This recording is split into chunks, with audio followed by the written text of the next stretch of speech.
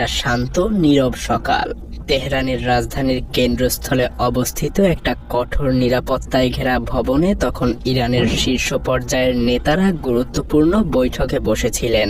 বাইরে থেকে সবকিছু একদম স্বাভাবিক ছিল, শহর প্রতিদিনের মতোই চলছিল, কিন্তু বাস্তবে ঠিক সেই মুহূর্তেই বিশ্বের সবচাইতে কুখ্যাত গোয়েন্দা সংস্থাগুলোর নজর স্থির হয়েছিল সেই ভবনটার উপর। কারণ তাদের বিশ্বাস ছিল ইরানের সর্বোচ্চ নেতা আয়াতুল্লাহ আলী খামেনি সেই জায়গাতেই অবস্থান করছেন। বিভিন্ন আন্তর্জাতিক সূত্র অনুযায়ী মার্কিন গোয়েন্দা সংস্থা প্রথমে ভবনের ভেতরে অস্বাভাবিক উচ্চ পর্যায়ের লোকজনের চলাচল শনাক্ত করে। দীর্ঘদিনের নজরদারিতে পাওয়া সেই তথ্য খুব দ্রুত শেয়ার করা হয় ইসরায়েলের সঙ্গে, আর সেখান থেকেই শুরু হয় এক যৌথ গোপন অভিযান, যা ধীরে ধীরে পরিণত হতে থাকে এক পূর্ণমাত্রার সংঘাতে। মাসের পর মাস ধরে ইরানের যোগাযোগ ব্যবস্থার ভেতরে অনুপ্রবেশ ঘটানোর চেষ্টা করা হচ্ছিল। স্যাটেলাইট নজরদারি, সিসিটিভি ক্যামেরা হ্যাক এবং বিভিন্ন গোয়েন্দা তথ্য বিশ্লেষণ করে ধাপে ধাপে বোঝার চেষ্টা করা হচ্ছিল বিভিন্ন শীর্ষ পর্যায়ের নেতাদের অবস্থান। উদ্দেশ্য ছিল সরাসরি হামলা নয়, প্রথমে নিশ্চিত হওয়া যে আসল টার্গেট ঠিক কোথায় রয়েছে। আর ইরান তখন বিশ্বাস করছিল তাদের নিরাপত্তা বলয় সম্পূর্ণ শক্তিশালী। রাজধানী জুড়ে স্থাপন করা আধুনিক প্রতিরক্ষা ব্যবস্থা এবং আকাশ প্রতিরক্ষা ঢাল তাদের নেতাদেরকে নিরাপদে রাখবে, এটাই ছিল স্বাভাবিক ধারণা। কিন্তু এই অভিযানে যুদ্ধ শুরু হয়েছিল অস্ত্র দিয়ে নয়, বরং তথ্য দিয়ে। যখন প্রতিটা নেতাদের চলাচল নজরদারির আওতায় চলে আসে, তখন সবচাইতে সুরক্ষিত স্থানও ধীরে ধীরে দুর্বল হয়ে যায়। গোয়েন্দা বিশ্লেষকদের মতে এটাই ছিল পুরো অপারেশনের সবচাইতে গুরুত্বপূর্ণ ধাপ, কারণ লক্ষ্য নিশ্চিত না হলে কখনোই আঘাত করা সম্ভব ছিল না। আর যখন নিশ্চিত হওয়া যায় যে ইরানের শীর্ষ নেতৃত্ব নির্দিষ্ট কোনো স্থানে উপস্থিত, তখনই নেওয়া হয় পরবর্তী ধাপে এগোনোর সিদ্ধান্ত। তেহরানের মানুষ তখনও কিছুই জানত না, শহর চলছিল স্বাভাবিক ছন্দে, কিন্তু ছায়ার আড়ালে যুদ্ধ ইতিমধ্যেই শুরু হয়ে গিয়েছিল, আর ইতিহাস অপেক্ষা করছিল তার পরবর্তী মুহূর্তের জন্য। গোপন নজরদারির দীর্ঘ অধ্যায় শেষ হওয়ার পর অপারেশন প্রবেশ করে তার সবচাইতে গুরুত্বপূর্ণ ধাপে। শুরুতে লক্ষ্য ছিল খোমেনিকে সরাসরি হত্যা করা নয়, বরং ইরানের প্রতিরক্ষা ব্যবস্থাকে শুরুতে এমনভাবে ব্যস্ত করে তোলা যাতে আসল হামলার মুহূর্তে সেই প্রতিরক্ষা ব্যবস্থা প্রতিরোধ গড়ে তোলার সুযোগই না পায়। বিভিন্ন তথ্য অনুযায়ী জানা যায়, শীর্ষ পর্যায়ের নেতাদের লক্ষ্য করার আগে প্রথম পরিকল্পনাতেই ছিল তেহরানের আকাশপথ সাময়িকভাবে দুর্বল করে দেয়া। যদিও দীর্ঘদিন ধরে ইরান তাদের শক্তিশালী আকাশ প্রতিরক্ষা ব্যবস্থার উপরই নির্ভর করে আসছিল। রাজধানীর চারপাশে স্থাপন করা রাডার আর প্রতিরক্ষা বলয়কে ইরান নিজেদের নিরাপত্তার প্রধান ঢাল হিসেবে দেখত। তাই সরাসরি মূল লক্ষ্যবস্তুতে আঘাত না করে শুরু হয় বিভ্রান্তমূলক আমেরিকা ইসরায়েলের যৌথ হামলা, যাতে প্রতিরক্ষা বাহিনী একসাথে একাধিক সংকটে জড়িয়ে পড়ে। ধীরে ধীরে তেহরানের আকাশে অস্বাভাবিক পরিস্থিতি তৈরি হতে থাকে। বিভিন্ন স্থানে বিস্ফোরণের খবর নিরাপত্তা বাহিনীকে ব্যস্ত করে তোলে, আর ঠিক সেই সুযোগে শুরু হয় বিশাল এক আকাশ অভিযান। ইসরায়েল আমেরিকার ঘাঁটি থেকে প্রায় 200 যুদ্ধ বিমান একযোগে অভিযানে অংশ নেয়, যা পুরো ঘটনাকে একটা পরিকল্পিত এক ধ্বংসাত্মক আক্রমণে পরিণত করে। শহরের ভেতরে তখনও অনেকে বুঝতেই পারেনি যে প্রকৃত লক্ষ্য কোথায়।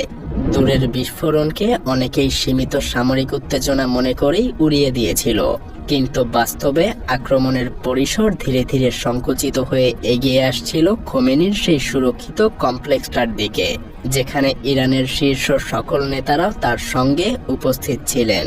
তেহরানের আকাশ তখন ধীরে ধীরে উত্তেজনায় ভারী হয়ে উঠছিল।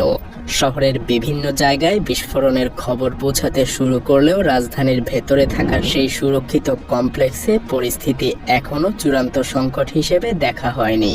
কিন্তু ঠিক এই মুহূর্তেই তৈরি হয় পুরো ঘটনার সবচাইতে গুরুত্বপূর্ণ মোড়। নিরাপত্তা পরিকল্পনা অনুযায়ী নেতৃত্বকে সবচাইতে গভীর আর সুরক্ষিত আশ্রয়ে থাকার কথা থাকলেও বাস্তবে তারা অবস্থান করছিল তুলনামূলক কম গভীর একটা ভূগর্ভস্থ স্থাপনায়। হয়তো পরিস্থিতিকে তত অতটা গুরুতর মনে করা হয়নি, অথবা দ্রুত স্থান পরিবর্তনের সুযোগ পাওয়া যায়নি।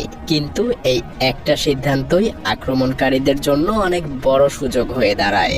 অনেক দিন ধরে সংগ্রহ করা গোয়েন্দা তথ্য তখন একসাথে মিলতে শুরু করে।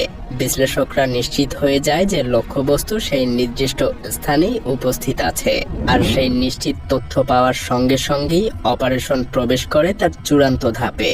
আকাশ জুড়ে চলা বিভ্রান্তিমূলক হামলাগুলো আসলে ছিল তাদের শেষ প্রস্তুতি, মূল আঘাতের আগে প্রতিরক্ষা ব্যবস্থাকে দুর্বল করে রাখার একটা পরিকল্পনা। এরপর মাত্র কয়েক মুহূর্তের ব্যবধানেই পরিস্থিতি ভয়াবহ রূপ নেয়। প্রবল বিস্ফোরণে কেঁপে ওঠে পুরো এলাকা। বহু স্তরের নিরাপত্তা কাঠামো ধসে পড়তে শুরু করে, আর যে জায়গাটাকে দীর্ঘদিন অপ্রবেশযোগ্য মনে করা হয়েছিল সেটা মুহূর্তের মধ্যেই ধ্বংসস্তূপে পরিণত হয়ে যায়। ভেতরে থাকা অনেকেই কিছু বুঝে ওঠার আগেই সেখানকার সবকিছু বদলে যায়। পরে আন্তর্জাতিক বিশ্লেষকদের অনেকেই মনে করেন যদি তারা আরো গভীর সুরক্ষিত আশ্রয়স্থানে অবস্থান করতেন তাহলে হয়তো এর ফলাফল ভিন্ন হতে পারত। কিন্তু আধুনিক যুদ্ধে কখনো কয়েক মিনিটের সিদ্ধান্তই ইতিহাসের গতিপথ বদলে দেওয়ার জন্য যথেষ্ট। তেহরানের মানুষ তখন ধীরে ধীরে বুঝতে শুরু করে যে এটা শুধু একটা সামরিক হামলা ছিল না, এটা ছিল এমন এক আঘাত যার লক্ষ্য ছিল একটা রাষ্ট্রের নেতৃত্বের পাশাপাশি তার মনোবলকেও গুঁড়িয়ে দেয়া। বিস্ফোরণের তীব্র শব্দ ধীরে ধীরে থেমে গেলে তেহরানের সেই অঞ্চল জুড়ে নেমে আসে এক ভারী নীরবতা। ধোঁয়া আর ধুলোয় ঢেকে যায় রাজধানীর কেন্দ্রস্থল, যেখানে কয়েক মুহূর্ত আগেও দেশের শীর্ষ পর্যায়ের নেতারা গুরুত্বপূর্ণ বৈঠকে ব্যস্ত ছিলেন। উদ্ধারকারী দল দ্রুত ঘটনাস্থলের দিকে এগিয়ে গেলেও খুব অল্প সময়ের মধ্যেই পরিষ্কার হয়ে যায় যে এটা কোনো সাধারণ হামলা ছিল না, বরং খুবই সুপরিকল্পিতভাবে আয়াতুল্লাহ আলী খামেনিকে লক্ষ্য করে একটা পরিচালিত আক্রমণ ছিল। এই আঘাতে ইরানের উচ্চ পর্যায়ের সামরিক এবং নিরাপত্তা নেতৃত্বের বেশ কয়েকজন গুরুত্বপূর্ণ ব্যক্তি নিহত হন। বৈঠকে উপস্থিত নিরাপত্তা সদস্য এবং কর্মীদের মধ্যেও হতাহতের ঘটনা ঘটে। যে বৈঠক দেশের ভবিষ্যৎ নিরাপত্তা নিয়ে গুরুত্বপূর্ণ সিদ্ধান্তের জন্য আয়োজন করা হয়েছিল সেটা মুহূর্তের মধ্যেই পরিণত হয় ভয়াবহ একটা ধ্বংসের কেন্দ্রে।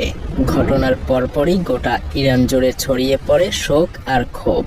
রাজনৈতিক মহলে এই হামলাকে সার্বভৌমত্ব লঙ্ঘনের উদাহরণ হিসেবে দেখা হচ্ছে। সেই দিন তেহরানের মানুষ বুঝতে পারে যুদ্ধ এখন আর সীমান্তে সীমাবদ্ধ নেই, কারণ দেশের সবচাইতে সুরক্ষিত স্থানও যখন আঘাতের শিকার হয় তখন প্রশ্ন উঠেই যায়, আধুনিক পৃথিবীতে আদৌ কি কোনো দেশ পুরোপুরি নিরাপদ? যদিও ইতিহাস আমাদেরকে বারবার দেখিয়েছে একটা নেতৃত্বকে আঘাত করা গেলেও একটা জাতির বিশ্বাসকে ভাঙা এতটা সহজ নয়, বরং অনেক সময় এমন ঘটনাই একটা নতুন প্রতিরোধের জন্ম দেয়।